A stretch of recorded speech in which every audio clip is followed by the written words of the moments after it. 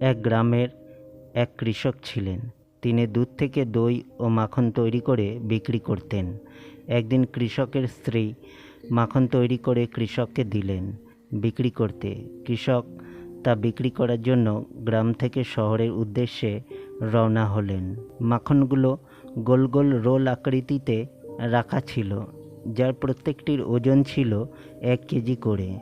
শহরে পৌঁছে কৃষক প্রতিবারের ন্যায় পূর্ব নির্ধারিত দোকানে মাখনগুলো দিয়ে পরিবর্তে চা, চিনি, তেল ও তার সংসারের প্রয়োজনীয় জিনিস নিয়ে আসতেন।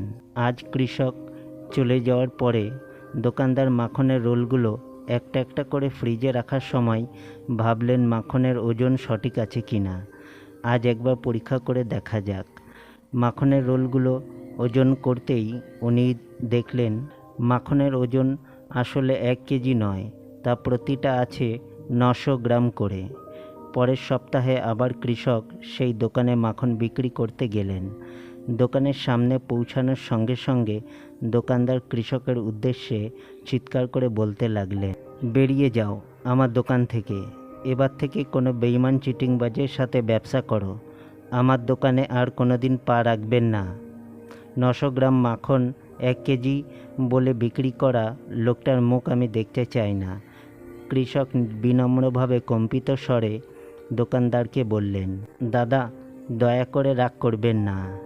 আসলে আমি খুবই গরিব মানুষ। দাড়িপাল্লার বাটখারা কেনার মতো পয়সা আমার নেই। তাই আপনার থেকে প্রতিবার যে 1 কেজি করে চিনি নিয়ে যেতাম, সেটাই দাড়িপাল্লার এক পাশে রেখে অন্য পাশে মাখনের রোল মেপে নিয়ে আসতাম। আপনি অপরকে যেটা দেবেন সেটাই পরে আবার আপনার কাছে ফিরে আসবে, তা সেটা সম্মান হোক বা ঘৃণা। কাউকে ঠকাতে গেলে আপনিও অবশ্যই ঠকে যাবেন।